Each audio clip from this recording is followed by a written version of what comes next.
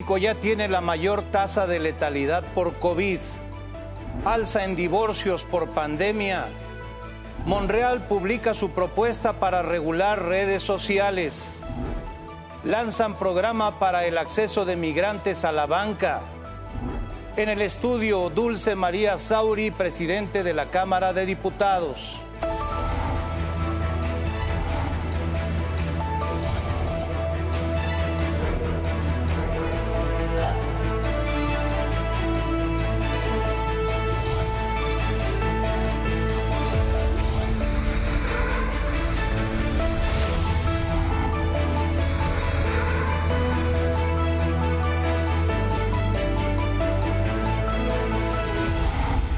Hola, ¿qué tal? Muy buenas noches, gusto en saludarlo. El presidente Andrés Manuel López Obrador retomó sus conferencias matutinas luego de 14 días de confinamiento por el COVID. A las 7 de la mañana, con 10 minutos, reapareció en el Salón Tesorería de Palacio Nacional. Dijo que tuvo dolores de cuerpo y poca temperatura.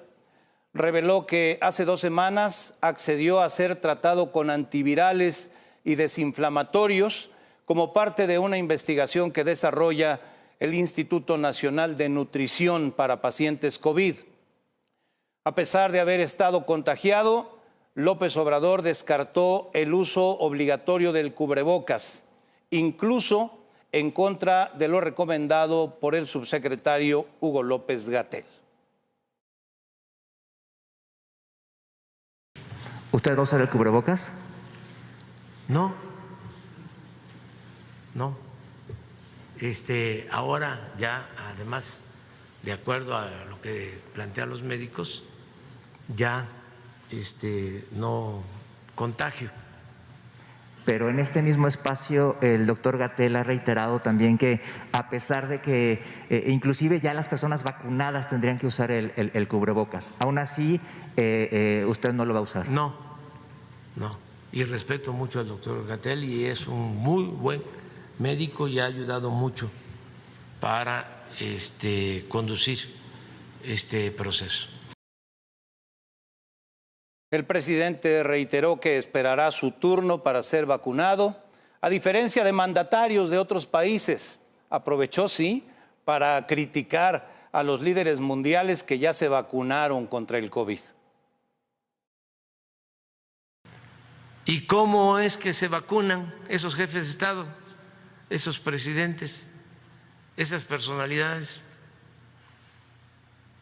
Con el pretexto, la argucia de que de esa manera ellos dan el ejemplo para que la gente, fíjense, la triquiñuela, para que la gente tenga confianza y no le tema a la vacuna.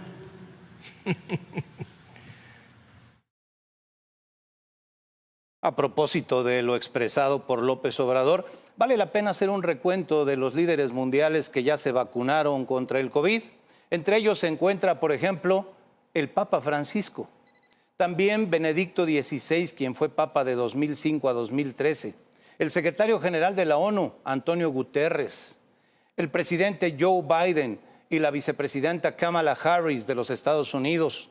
También Alberto Fernández, presidente de Argentina, la reina Isabel II de Inglaterra, el rey Salmán de Arabia Saudita y el primer ministro de Israel, Benjamín Netanyahu.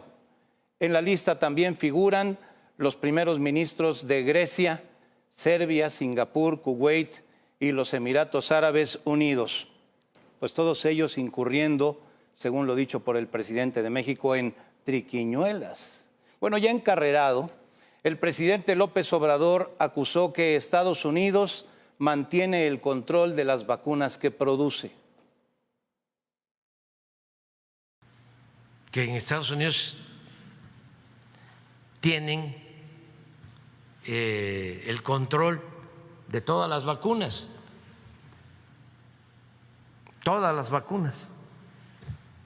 que producen ellos. El caso de nosotros es distinto, como el caso de América Latina y como el caso de la mayoría de los países del mundo. Por eso nos tocó a nosotros presentar una iniciativa en la ONU, una resolución que fue aprobada casi por unanimidad para que no se acapararan las vacunas. Hasta el momento, más de 3.500.000 adultos mayores se han registrado para ser vacunados contra el COVID en México.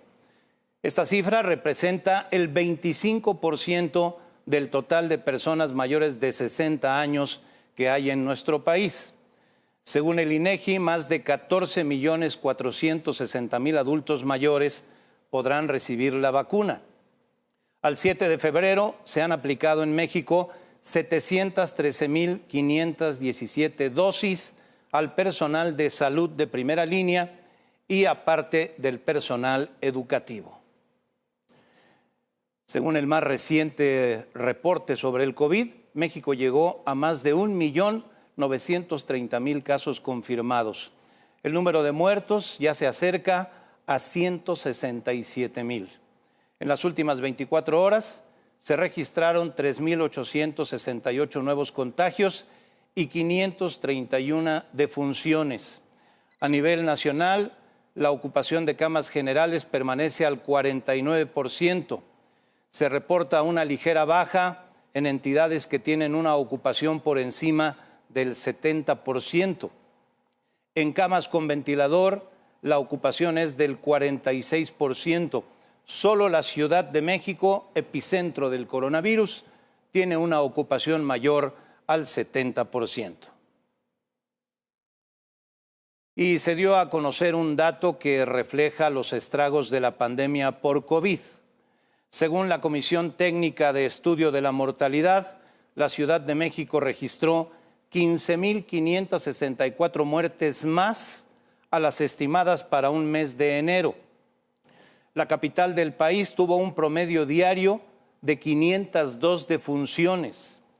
El punto más alto de defunciones en la Ciudad de México fue el 18 de enero, con 634 muertes adicionales a las esperadas. En enero se registraron en la capital un total de 14.982 muertes por COVID o sospecha de COVID. De ese total, el 24% eran residentes de otras entidades que murieron en la Ciudad de México. México ya se convirtió en el país con la tasa de letalidad por COVID más alta por cada 100.000 habitantes. De acuerdo con la Universidad Johns Hopkins, nuestro país se encuentra a la cabeza del conteo que enlista a las más de 20 naciones afectadas por la pandemia en los últimos 7 días. Con un porcentaje de 8.6, México superó a Perú, Italia, Sudáfrica, Inglaterra, Indonesia, Colombia y Canadá. La Universidad Johns Hopkins lleva un análisis pormenorizado del avance y comportamiento de la pandemia en el mundo. En un comunicado, el presidente López Obrador dio a conocer la llegada de más vacunas a México. Informó que es muy probable que antes de que termine esta semana llegue 1 millón de dosis de AstraZeneca provenientes de la India. El anuncio coincide con la decisión de hospitales de Sudáfrica de dejar de suministrar la vacuna de AstraZeneca. Tomaron esta decisión debido a su baja eficacia contra la variante que se desarrolló localmente allá en Sudáfrica. David del Río, corresponsal en Europa, tiene más detalles. Nuevos problemas para la vacuna contra el COVID de AstraZeneca. Una semana después de comenzar su campaña de vacunación, los hospitales de Sudáfrica dejaron de administrar en las últimas horas la vacuna británica por la baja eficacia de esta ante la variante local del coronavirus. Un reporte universitario sobre la vacuna desarrollada en Oxford mostró que solo reduce en un 22% el riesgo de contraer la COVID de forma leve y moderada. La decisión sudafricana siembra más dudas aún sobre la vacunación en la Unión Europea Europea con dosis de AstraZeneca, que acaba de comenzar. En Alemania, Francia, Suecia y España, sus gobiernos decidieron no aplicar la vacuna de AstraZeneca a los ancianos, ni tampoco a los niños ni adolescentes. En España, la vacuna de la firma británica solo se inyectará a la población con edades comprendidas entre los 18 y los 55 años. Los ensayos clínicos que ha realizado AstraZeneca con esta vacuna no los ha realizado en personas mayores. Y por lo tanto mayores de, no recuerdo si son 55 años aproximadamente, con lo cual es muy posible que al no tener evidencia de sus posibles efectos secundarios, su posible eficacia en estos grupos, se recomiende para grupos más jóvenes que sí que han formado parte de los ensayos clínicos. El desarrollo de la vacuna británica ha estado salpicado de incidentes. Algunos voluntarios sufrieron reacciones adversas durante el periodo de pruebas, que tuvo que ser suspendido. Hace 2 meses, los laboratorios británicos reconocieron un error de fabricación de las vacunas. Los primeros reportes revelaron que su eficacia era la menor de todas las vacunas desarrolladas en países occidentales. Luego se especuló con un acuerdo con la fabricante de la vacuna rusa Sputnik, no aclarado todavía, y hace 2 semanas AstraZeneca canceló una parte importante de sus entregas a la Unión Europea, que amenazó con denunciarla judicialmente por incumplimiento de contrato. La vacuna británica tiene otro diseño diferente respecto a las de Pfizer y Moderna. No necesita temperaturas tan bajas de conservación y es más barata. Un experto británico defendió la vacuna de Oxford, alegando que ante el elevado número de muertos es mejor no esperar a hacer más pruebas. Tras el fracaso en Sudáfrica, AstraZeneca, quinta farmacéutica mundial, piensa ahora rediseñar la vacuna o poner una tercera dosis en otoño para reforzar su efecto. La vacuna de AstraZeneca está previsto que llegue a México el próximo mes de marzo. Con Ortega a las 10 informó desde Madrid, David del Río. Más adelante, buscan regular Facebook y Twitter. Y enseguida, México crecerá 5%, dice López Obrador.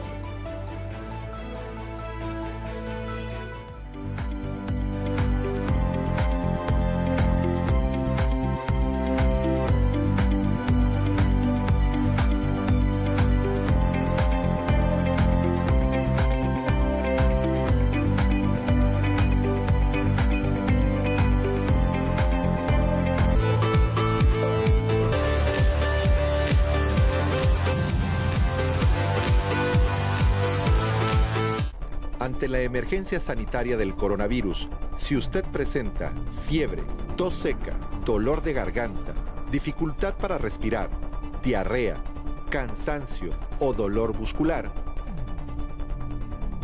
comuníquese al 800-00-44-800. En el Financiero Bloomberg nos preocupamos por usted.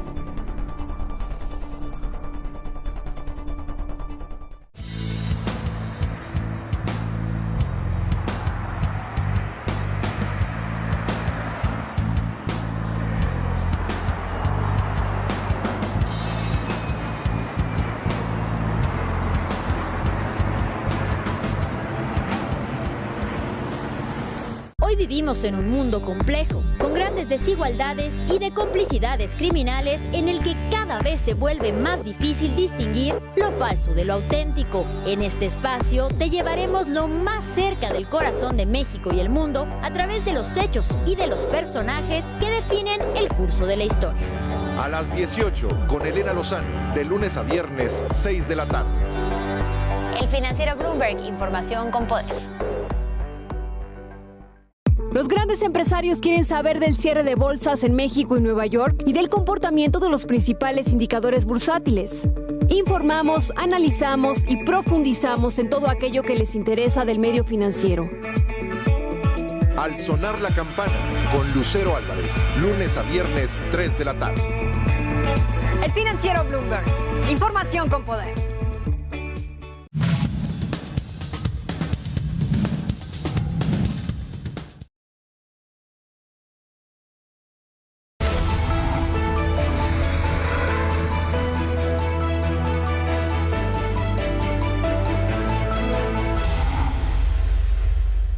Hoy se dio a conocer un programa para apoyar a migrantes que viven en Estados Unidos para que puedan realizar sus envíos de dólares a México con toda seguridad a través del sistema bancario mexicano.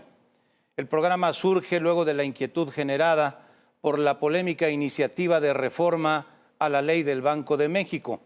La información la tiene Verónica Macías. Autoridades del Gobierno Federal, el Banco de México y la Asociación de Bancos de México presentaron una serie de medidas para atender la recepción de dólares en efectivo y así dar marcha atrás a las reformas a la ley del Banco de México. La estrategia es para bancarizar a migrantes que viven en Estados Unidos a través de la matrícula consular. Los mexicanos que viven en el extranjero podrán abrir una cuenta en el Banco del Bienestar para enviar remesas a sus familias, quienes ahí mismo podrán cambiar las divisas. Además, se contempla el agilizar el procedimiento para incorporar los recursos de divisas en efectivo incautadas a la delincuencia organizada, al Instituto Nacional para devolver al pueblo lo robado. Se agilizará el procedimiento para incorporar los recursos de divisas en efectivo incautados a favor del Estado mexicano. Con ese propósito, el Banco de México emitirá disposiciones de carácter general para establecer un procedimiento normado, ágil y transparente para que las instituciones financieras puedan recibir los billetes y monedas extranjeros del instituto para devolver al pueblo lo robado. El Banco de México también dará facilidades a las instituciones de crédito que tengan dificultades justificadas para repatriar dólares en efectivo a través del financiamiento contingente y las ayudará a expandir las relaciones de corresponsalía. Para los extranjeros que visiten México y traigan divisas, se podrá a la venta tarjetas prepagadas emitidas por bancos mexicanos y puedan pagar los bienes y servicios durante su estancia en el país. La Asociación de Bancos de México dijo que durante el primer trimestre del año se acelerará la presencia de infraestructura física como sucursales bancarias, cajeros, terminales de punto de venta en municipios que no cuenten con esta. Con la estrategia, afirmó el secretario de Hacienda Arturo Herrera, se atiende a la problemática planteada por legisladores de Morena, quienes pretendían realizar modificaciones a la ley del Banco de México. Estas propuestas que estamos haciendo hoy dan respuesta a la preocupación fundamental que era asegurarnos que los migrantes tengan un acceso al tipo de cambio adecuado de una forma segura. Pero me parece que por otro lado los legisladores deberían sentirse orgullosos. Este problema existía, pero ellos son los que detonaron la reflexión sobre no sé si nosotros hubiéramos encontrado esta salida si ellos no hubieran iniciado esta iniciativa. Pero además es algo en lo que pensamos seguir trabajando con ellos. Con Ortega a las 10, Verónica Macías. El diario británico Financial Times descalificó la política energética que impulsa el presidente López Obrador. Dijo que es una política que muestra una peligrosa adicción a los combustibles fósiles. En un editorial dijo que la iniciativa preferente de López Obrador para reformar la industria eléctrica va en contra de las tendencias internacionales de elevar el uso de la energía limpia. El diario Financial Times hace un llamado al presidente de los Estados Unidos, Joe Biden, para concientizar a su homólogo mexicano sobre este tema. Según López Obrador, México registrará este año un crecimiento del 5%. La nota es de Arturo Cerda. El presidente de la República descalificó que el consumo en México haya disminuido por la pandemia, como aseguró el INEGI. Andrés Manuel López Obrador dijo que los ingresos reportados a Hacienda por las tiendas de autoservicio subieron al comparar enero de 2020 con 2021. 115,000 millones en enero del 19, del 20. Y 125,000 en enero del 21. 6.1.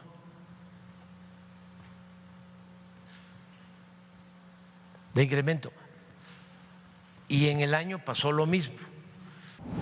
El presidente aseguró que las cifras son consecuencia de haber apoyado a la población más vulnerable y no a los bancos y a los grandes empresarios como en la crisis de 1995, a la llegada de más de 40,000 millones de pesos en remesas y a que creció el sector agropecuario a pesar de la caída en el sector industrial y de servicios. Todo esto nos ayudó, afortunadamente, y yo espero que este año vamos a crecer en general. Los más conservadores hablan de 3.5 de crecimiento. Yo estimo que vamos a crecer 5% este año. Con Ortega a las 10, Arturo Cerda Díaz. La embajadora de México en Estados Unidos, Marta Bárcena, difundió un mensaje con motivo de la próxima conclusión de su trabajo en Washington.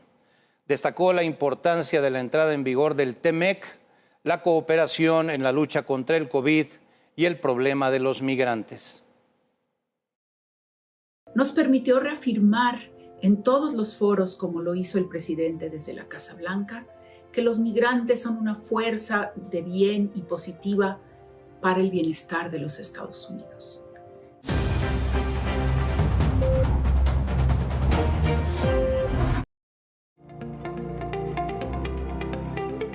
En la jornada bursátil de hoy, en México, los índices accionarios tuvieron ligeras variaciones al alza con la publicación de datos del INEGI y el plan presentado por autoridades financieras en torno a Banjico y la captación de divisas. El índice de precios y cotizaciones avanzó 0.1% hacia las 44.197.51 unidades. De las 36 acciones que conforman el índice, 22 subieron, siendo Grupo México, Azur y Televisa las ganadoras con 2.9, 1.8 y 1.3% respectivamente. Las perdedoras fueron Grupo Carso, Alfa y Gentera, con caídas de 3.5, 2.4 y 2.3% cada una. Por su parte, el FTSE Viva también avanzó en su caso 0.03% hacia las 907.52 unidades. En Estados Unidos, los mercados accionarios llegaron a máximos históricos. El Nasdaq con ganancias de 0.95%, el S&P avanzó 0.74%. El optimismo de los inversionistas se debió en gran medida al plan de estímulos de Biden para rescatar a la economía tras la pandemia y los resultados de reportes corporativos mejores a los estimados. Aunque algunos analistas se siguen preguntando cuándo terminará este rally con la continua inyección de estímulos. Por otro lado, la criptomoneda Bitcoin alcanzó un nuevo máximo histórico de 15% al superar los $44,000, después de que Tesla de Elon Musk anunciara una inversión por $1.500 millones en la moneda virtual y comenzara a aceptarla como método de pago. Con Ortega a las 10, Susana Sáenz. En Puebla fue detenido un exalto funcionario de la administración de quien fuera gobernador de Puebla, Mario Marín.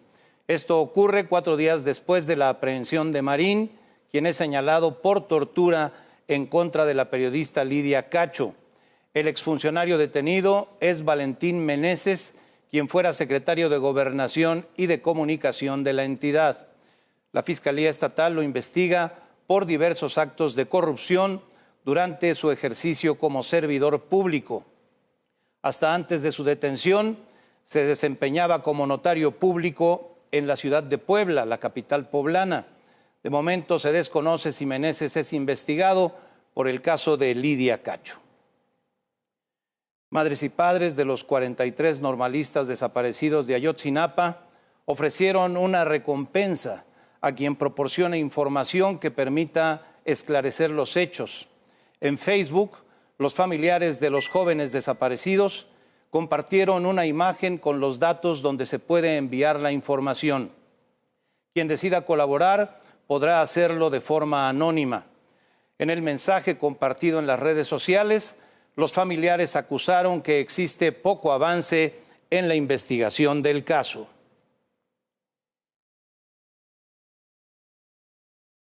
Y mire usted lo que ocurrió en Zapopan, Jalisco, en una de las zonas más exclusivas de la capital tapatía. Se vivió una jornada violenta este lunes. Hubo una balacera en un restaurante de la Plaza Andares. Juan Levario tiene este reporte. Buenas noches, Juan, adelante. Sujetos armados arrojaron a un hombre muerto baleado afuera de una clínica de la colonia El Coli en Zapopan, minutos después del tiroteo ocurrido en la zona Real Acueducto, que tuvo saldo de un policía y otras 2 personas lesionadas. Aunque el precandidato de Movimiento Ciudadano a la alcaldía de Zapopan, Juan José Frangui Saade, negó haber estado presente en el restaurante donde sucedió la balacera a las 12:58 horas de este lunes, hay testigos que lo ubicaron en ese lugar. Este es un enfrentamiento entre 2 grupos delincuenciales De entrada es información preliminar que vamos a estar ampliando en la medida en la que avance la investigación y desde luego informarle a la ciudadanía que estamos en este momento desarrollando una serie de operativos en diversos puntos de la ciudad. Aparentemente el hombre sin vida era uno de los agresores que participaron en el enfrentamiento armado por el cruce de Avenida Real Acueducto con Acueducto dentro del restaurante Los Otates.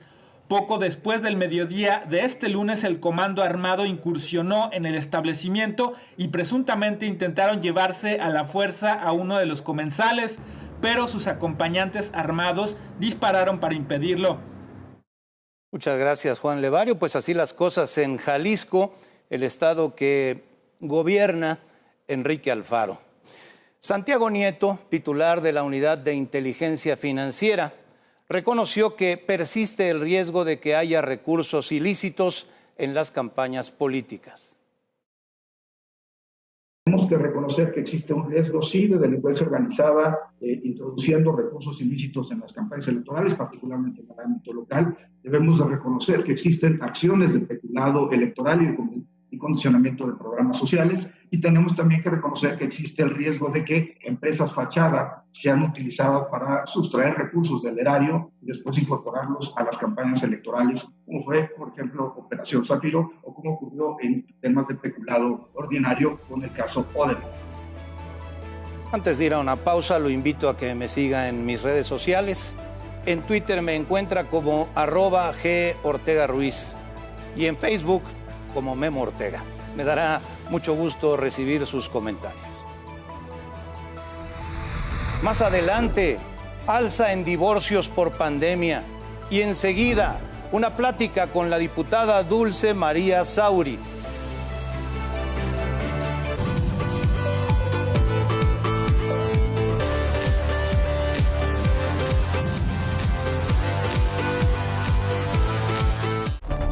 Para prevenir el contagio del COVID-19, siga las siguientes recomendaciones. Use cubrebocas. Lave sus manos frecuentemente. Use el estornudo de etiqueta. Evite tocar cara y nariz. Mantenga una distancia de 1 metro entre personas. Evite aglomeraciones. En el Financiero Bloomberg nos preocupamos por usted.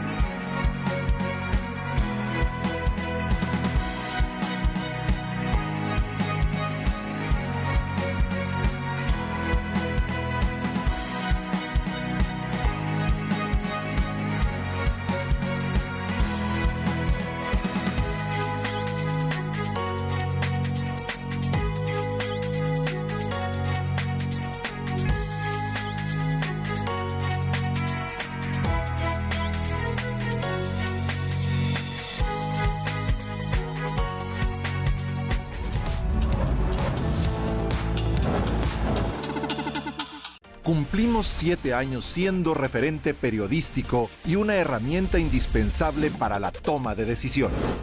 Enriquecemos la discusión con información exclusiva y de coyuntura, marcando la diferencia.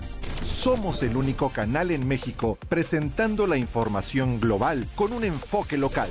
Estamos celebrando un aniversario. Muchísimas felicidades a nuestros colegas en México. Ha sido un gran gusto conocer y trabajar con ustedes. Muchísimas felicidades a nuestros colegas por estos 7 años de éxito. Que los éxitos sigan por los siguientes 7 años. Ha sido un placer ser aliados por 7 años en México. Congratulations, El Financiero family. Keep up the great work in Mexico and around the world. El Financiero Bloomberg, séptimo aniversario.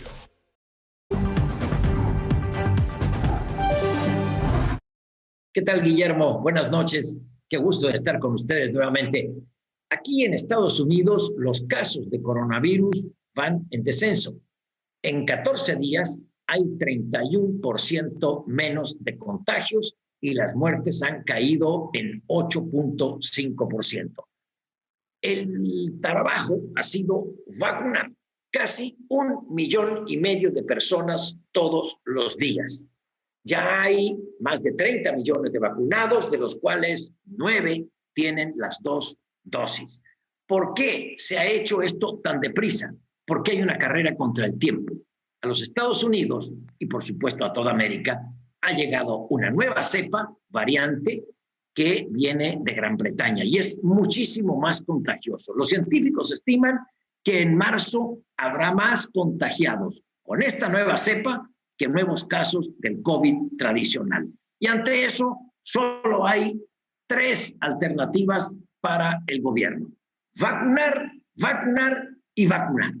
El presidente Biden ha entendido desde el inicio de su administración que vacunar no es un privilegio, sino que es obligación del Estado proteger la vida de sus ciudadanos. El gobierno de Donald Trump fue un desastre, un irresponsable, y ahora se corre contra el tiempo para salvar vidas, porque en marzo habrá 500,000 de muertos en total, y también para sostener la estabilidad de un gobierno que será severamente juzgado si no cumple con su promesa de proteger la vida y la salud de sus ciudadanos. Gracias, buenas noches.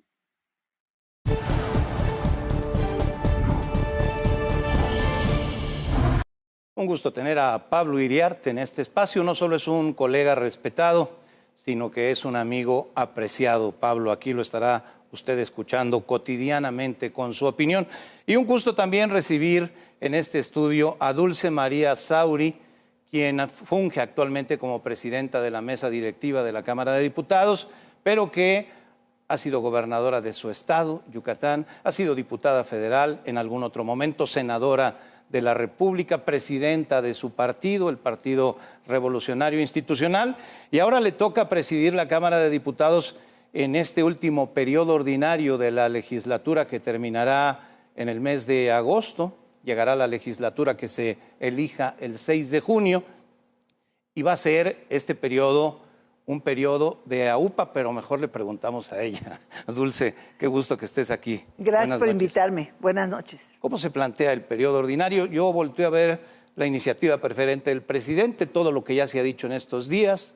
Volteé a ver la iniciativa de reforma a la ley del Banco de México y a pesar de que hoy Hacienda tomó acciones que atenúan un poco el tema, pues sigue estando ahí. El outsourcing, en fin, tantos temas que tienen ustedes en la agenda, será un periodo intenso. Intenso y sui generis, por 3 cosas.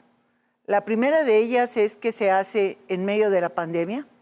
Había la esperanza de que para este último periodo, de febrero al 30 de abril, pues ya pudiéramos retornar al sistema presencial, pero vamos a continuar con el sistema semipresencial, que lleva a que una parte, la menos, de legisladores estén presentes y que la mayoría, 3/4 partes, se conecten a través de plataformas y de una aplicación para registrar asistencia y votar.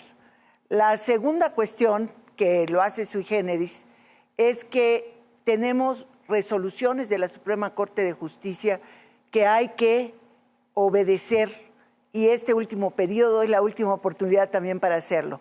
Significativamente es la ley en relación a la cannabis, ¿sí? Y también tenemos pendiente una legislación sobre consulta libre e informada a los pueblos y comunidades indígenas. Y también dentro de la parte legislativa hay una novedad. Por primera vez, el gobierno del presidente López Obrador decidió utilizar la iniciativa preferente y mandó reformas a la ley de la industria eléctrica, con esa característica, lo que significa que antes de 30 días, es decir, antes del día 2 de marzo, tenemos que haber concluido con el estudio, la dictaminación y la discusión y, en su caso, aprobación de estas reformas que, por cierto, han causado una enorme polémica. Tremenda polémica. ¿Qué opinas tú en lo personal? En lo personal considero que hay un retroceso en ciernes. Me parece que México tiene un compromiso muy importante con el cambio climático, con los acuerdos de París y con el fortalecimiento de las energías limpias como una alternativa real para el desarrollo de México. Pero se discutirá en la Cámara, y a mí me corresponde como presidenta moderar los debates, y finalmente pues el voto es el que dice el sentido, si se aprueba o no se aprueba. ¿Qué papel el que tiene que desarrollar quien encabeza la Cámara de Diputados? En este caso te toca a ti, pero le ha tocado a otros, y es complejo, porque tú perteneces a un partido, tienes una propia visión, y sin embargo, en el momento en que se llevan los debates de la Cámara de Diputados, hay que asumir una posición prácticamente de neutralidad para permitir que el debate se dé, así sea intenso, con el respeto que amerita la Cámara. Ese es el compromiso que hay desde la presidencia de la mesa directiva. Desde que se estableció la pluralidad plena en el Poder Legislativo y significativamente la Cámara de Diputados en 1997, cuando el PRI perdió la mayoría absoluta en la Cámara de Diputados, la legislación, nuestras leyes que surgieron de esa pluralidad, demandan justamente eso de la mesa, de la presidencia de la mesa directiva. Han habido presidentes de la mayoría, presidentes de minoría, y en este caso, como el mío, formo parte de un grupo parlamentario que es la tercera fuerza. Entonces, mi responsabilidad es que fluya el debate, que se dé en ese marco de respeto, y que finalmente, pues, quien consigue la mayoría de votos logra que salga adelante su punto de vista, ¿no? Eso es cierto. Desde Europa, gobiernos han alertado sobre lo que podría representar para el mundo, porque ya cuando se habla de cambio climático y de medio ambiente, ya no eres un país o eres otro país, o tienes una frontera y tienes otra. Ya se habla del mundo, se habla globalmente. He leído opiniones preocupadas en medios europeos, en gobiernos europeos, en inversionistas europeos que se sienten afectados. En Estados Unidos se habla del TEMEC, de que se podría violar incluso alguna de las disposiciones del TEMEC. ¿Realmente tú consideras que puede avanzar una iniciativa así que nos lleva un salto atrás en la historia? Si la mayoría de Morena y sus aliados votan a favor, seguramente avanzará en la Cámara de Diputados, llegará al Senado, en el Senado la discutirán, también tienen un plazo perentorio para hacerlo, ¿verdad? Y será enviada al Ejecutivo, en caso de ser aprobada también por el Senado, para su publicación. Lo que yo no estoy muy segura es que sea aplicable esa reforma, porque la resolución de la segunda sala de la Suprema Corte de Justicia de hace unos días declaró inconstitucional prácticamente el programa que ahora se volvió iniciativa preferente del Ejecutivo. Y contra advertencia no hay engaño. La resolución de la Corte, de la Suprema Corte, sí afecta esa legislación. Afecta indirectamente, porque lo que la Corte declaró fue el programa al que responde, pues prácticamente los mismos principios de la ley. Tal parece que al prever que la Corte, porque llegó antes de la resolución de la Corte, iba a declarar inconstitucional el programa, casi todos sus aspectos, decidió el Ejecutivo mandar la iniciativa. Pero la iniciativa, digamos, casi, desde el punto de vista constitucional, creo que está muerta. Nació muerta por esta situación, porque ya la Corte dijo que es inconstitucional. Sin embargo, Guillermo, yo creo que va mucho más allá de eso el problema. Aquí se trata del futuro. ¿Qué queremos? ¿Regresar a la década de 1970, donde los combustibles fósiles, la soberanía energética pasaba por el petróleo? ¿O ver hacia adelante lo que está pasando en el mundo? Tienes razón. La ley del Banco de México, lo resuelto hoy por Hacienda, estas medidas anunciadas, ¿desactiva en alguna medida esta iniciativa que les llegó del Senado? Considero que resuelve el punto medular que motivó la presentación de la iniciativa, que es atender a quienes envían remesas desde los Estados Unidos principalmente, y a las familias que las reciben en México, que se les facilite, que tengan mejor tipo de cambio para poder realizar en pesos lo que les mandan en dólares. Y creo que esto es muy esperanzador, porque a final de cuentas, bueno, esto ayuda en forma efectiva o debe ayudar en forma efectiva a las familias. Esa es la razón. ¿De todas formas se discutirá? Está, y la comisión tendrá que definir. Es una minuta que vino del Senado. Del Senado, sí. Ahora, qué bueno que haya un espacio para que con serenidad, con altura de miras, se vea que el fondo del asunto se trata de los y las familias de migrantes. Y eso ya se puso hoy en la mesa y aparentemente con la participación de los bancos privados, del Banco de México, de Hacienda, podría tener una solución. Outsourcing, ¿irá o no irá? Se ha advertido mucho lo que podría representarle a México. Nosotros hemos seguido dando el espacio para el diálogo que se estableció desde diciembre entre el Ejecutivo y las organizaciones empresariales en la materia, ¿no?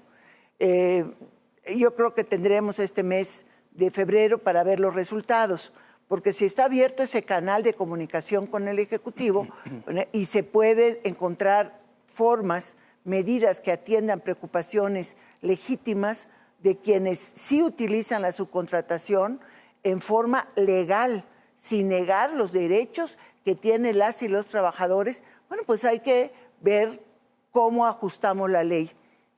Regular sí, tener reglas sí, desaparecer no. Y menos prohibir y sancionar. Estoy de acuerdo contigo. Va a haber muchos temas. Te agradezco mucho que hayas venido al programa. Ahora recogemos tu arete travieso que saltó por ahí. Pero mira, salto olímpico. Nada más, permíteme antes de concluir rápidamente decirte, hay una tercera singularidad. Va a haber diputadas y diputados en ejercicio que al mismo tiempo son candidatos a la reelección consecutiva. Ese es todo un tema. Te comprometo a que platiquemos de él en algún gusto. otro momento. Claro que sí. En medio de la intensidad de actividades que tendrás por el periodo ordinario. Así es. Un gusto verte y verte bien. Igualmente. Dulce. Muchas gracias. Dale, igualmente. Muy buenas noches, Dulce María Sauri Riancho, diputada federal, presidenta de la mesa directiva de la Cámara de Diputados, una política con una gran experiencia que lleva ahora los trabajos de la Cámara Baja en nuestro país. Vamos a hacer una pausa. Enseguida, los ecos del Super Bowl.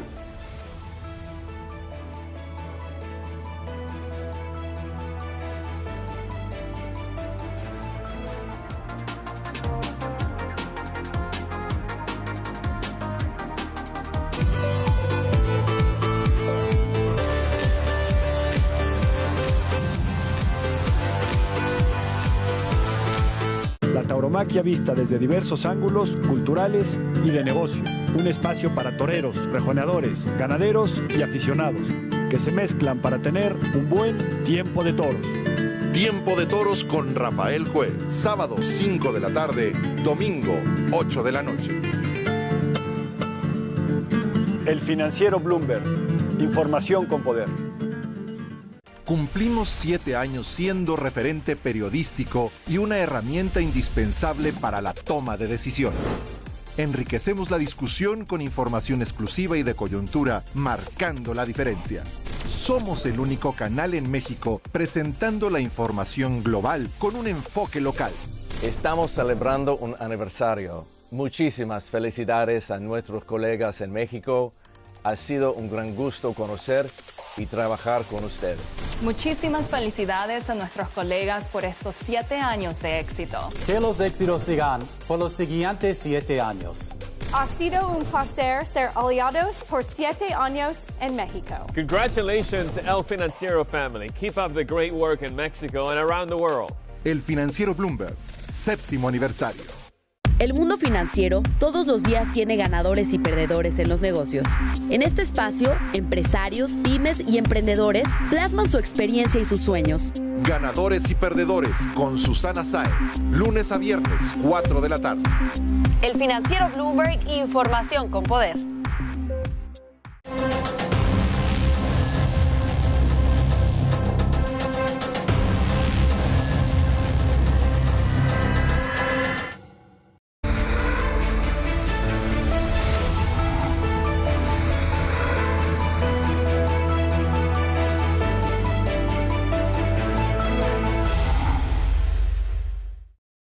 El senador Ricardo Monreal hizo pública su propuesta para regular las redes sociales. La iniciativa establece la suspensión de cuentas o perfiles, la eliminación de contenidos e incluso su cancelación por causas como las siguientes. 1. Cuando se acredite que el mensaje o contenido difundidos, incluidas las noticias falsas, atacan la moral y el orden público, la vida privada y los derechos de terceros, también cuando se provoque algún delito. 2. Cuando se acredite la afectación a los derechos de las y los menores de edad. 3. Cuando se acredite la difusión de mensajes de odio. Y 4. Cuando se revelen datos personales en violación a lo dispuesto por las leyes de la nación. Las reacciones de los expertos y defensores de la libertad de expresión en México no se han hecho esperar, y esto es lo que opinan sobre esta polémica propuesta de regular las redes sociales en México. Desde el gobierno se insiste en regular a las redes sociales para garantizar la libre expresión y de información de los mexicanos, ante lo que se considera el peligro que empresas internacionales puedan limitar este derecho. Estamos convencidos de que la libertad de expresión es fundamental para el fortalecimiento de cualquier régimen social y político, además, desde luego, de ser uno de los pilares de la democracia. Esta intención se pone en duda por activistas del derecho a la información, que no conciben que un gobierno al que califican de opaco pretenda convertirse en defensor de la información. Todas las solicitudes que se han hecho respecto de los proyectos grandes de infraestructura o de programas sociales, por lo menos en primera instancia, hemos visto un rechazo total de la entrega de la información bajo pretexto de que esta es reservada por cuestiones de seguridad nacional o por cualquier otra cuestión. Para la excomisionada del INAI, Sigrid Arts, la intención del gobierno de regular las redes sociales se centra en la necesidad de proteger cuentas que defienden al presidente y acosan a sus críticos. Parecería que lo que en realidad están defendiendo es garantizar positivo o en negativo mensajes que ellos creen a través de estas herramientas que ellos utilizan desde la administración con los bots. Otros ven en la intención de regular a las redes sociales, proteger al presidente y a sus seguidores para que en las campañas incidan con sus comentarios. Se está cuidando la posibilidad de que el presidente pueda decir lo que considere pertinente, y se está cuidando la posibilidad de que se mantengan estos bots que, por cierto, han generado también incitaciones a la violencia. En democracia, advierten estos especialistas, el regular las redes sociales pueden llevar a un estado dictatorial. De fondo se refleja una intención de meter un control adicional del gobierno que puede ser digno de un gobierno autoritario o de un gobierno que pues no respeta los límites a las libertades y pues de una democracia plena. Con Ortega a las 10, Alberto García Zarubi. Pero hay algo más que estoy revisando. El Instituto Federal de Telecomunicaciones podría imponer multas hasta por 89 millones de pesos a empresas como Twitter y Facebook que suspendan o cancelen cuentas y violen, dice aquí, el derecho humano a la libertad de expresión. Ese es un dato adicional contenido en la propuesta del senador Ricardo Monreal. Y ya que hablamos de redes sociales, a partir de hoy, Facebook censurará cualquier información falsa sobre COVID-19 y las vacunas que los usuarios compartan en grupos, páginas o en sus cuentas personales. También prohibirá todo aquello que sea desmentido por las autoridades sanitarias. Reaparece el presidente López Obrador en la conferencia matutina tras 14 días de aislamiento. 1 de cada 4 adultos mayores se ha registrado en el sistema para recibir la vacuna anti-COVID, revela el INEGI. Reanuda operaciones la línea 2 del metro de la Ciudad de México. En Chiapas, detienen a Analí N., directora de la clínica de Ocosingo, donde Mariana realizó sus prácticas. Identifican a menor de edad entre los 19 calcinados en el municipio de Camargo, en Tamaulipas. Reformas a la ley Banjico son un riesgo para el sistema financiero, asegura el Fondo Monetario Internacional. Migrantes podrán abrir cuentas en el Banco del Bienestar desde Estados Unidos para enviar remesas, afirma el secretario de Hacienda, Arturo Herrera. Abogados del expresidente estadounidense Donald Trump piden al Senado desestimar segundo juicio político por incitar a la violencia en el Capitolio. Avalancha en la India deja 9 muertos y 150 desaparecidos. La sonda Esperanza de los Emiratos Árabes llegará mañana a la órbita de Marte. Es la primera de 3 misiones programadas para este mes.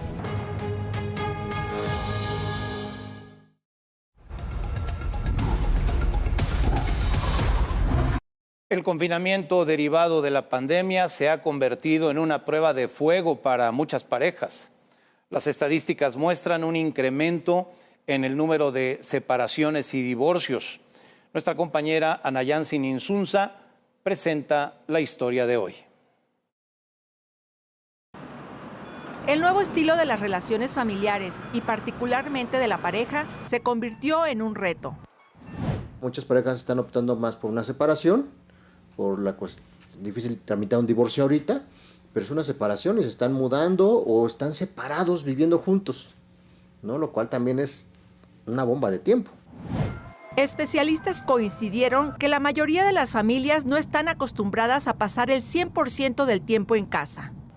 Entender que estamos en una situación límite, que estamos en una situación desconocida, que mucha gente no tiene certeza de su futuro. De acuerdo con la Organización Mundial de la Salud, a raíz de la pandemia se incrementó la demanda de servicios de salud mental. Muchas personas han aumentado su consumo de alcohol o drogas y sufren crecientes problemas de insomnio y ansiedad. Llegan a la desesperación de verse diario, de no hacer sus cosas aparte, se estresan de que siempre los están viendo y no tienen como tiempo para ellos mismos. Durante la pandemia, los problemas económicos pueden ser un factor que lleve a una pareja a la ruptura. El amor no fue el motivo de la separación de Renato y su novia durante la pandemia, sino el dinero. Estábamos comprándonos bastante bien en el tema económico, en el tema amoroso, y pues bueno, ahorita es como regresar a la parte donde estábamos como novios. Nos vemos pues 2 veces a la semana prácticamente. Para mejorar la convivencia familiar y de pareja, los expertos recomendaron: las rutinas son algo importante, hacer ejercicio, compartir algunos espacios. También está la opción de tomar terapia de pareja para identificar los problemas y buscar soluciones. Yo diría que este no es un tiempo de tomar decisiones definitivas en pareja, en familia. Actualmente, los juzgados están cerrados. Sin embargo, el Consejo de la Judicatura de la Ciudad de México implementó el divorcio en línea como un mecanismo de la nueva normalidad que trajo la pandemia.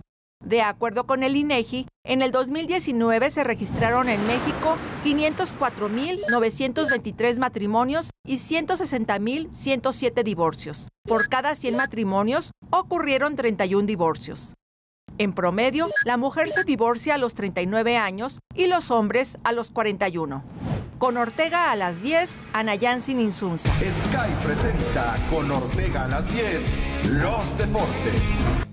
Y en temas deportivos, el Barcelona sumó su 11º encuentro de no conocer la derrota tras vencer 3-2 al Real Betis. En un cardíaco partido, Lionel Messi marcó una de las jugadas con las que el equipo remontó para colocarse en el segundo puesto de la Liga Española.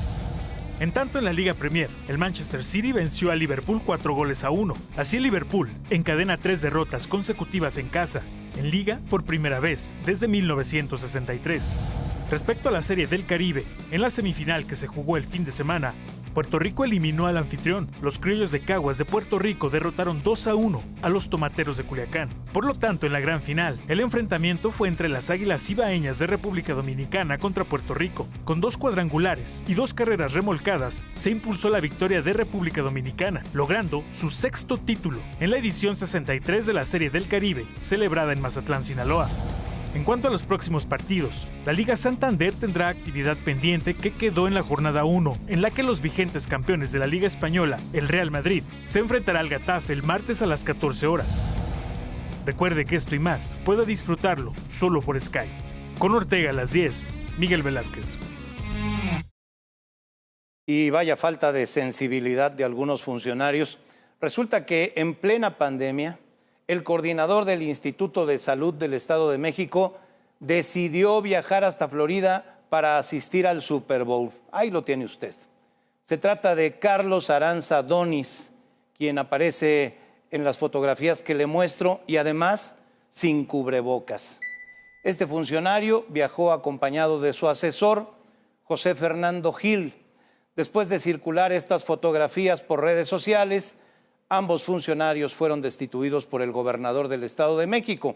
Hay que recordar que el Estado de México se mantiene en semáforo color rojo debido al alto número de contagios y muertes por el COVID. El Instituto de Salud Estatal decidió separarlos de sus cargos, alegando falta de sensibilidad. ¿Sabe usted cuánto costó un boleto para el Super Bowl? Ni la crisis ni la pandemia evitaron que los aficionados gastaran miles de dólares para asistir a la final entre los Bucaneros de Tampa Bay y los Jefes de Kansas City. De acuerdo con la página oficial del evento, los precios de los boletos iban desde los $5,950 hasta más de $21,000 por 2 boletos. Eso pagaron, por cierto, los funcionarios del Estado de México. También se pusieron a la venta paquetes para los fanáticos a distintos costos.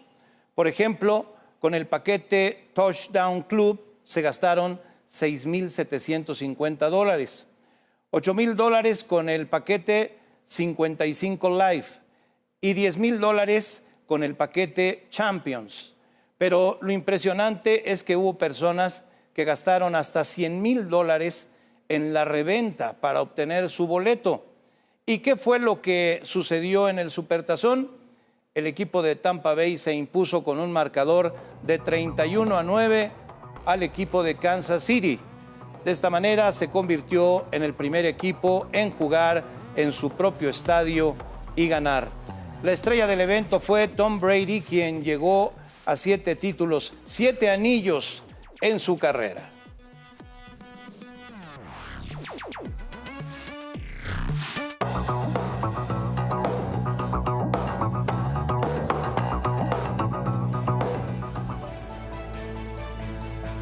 Ya nos vamos, muchas gracias por acompañarnos esta noche. Nos encontramos de nueva cuenta mañana en punto de las 10. No se duerma.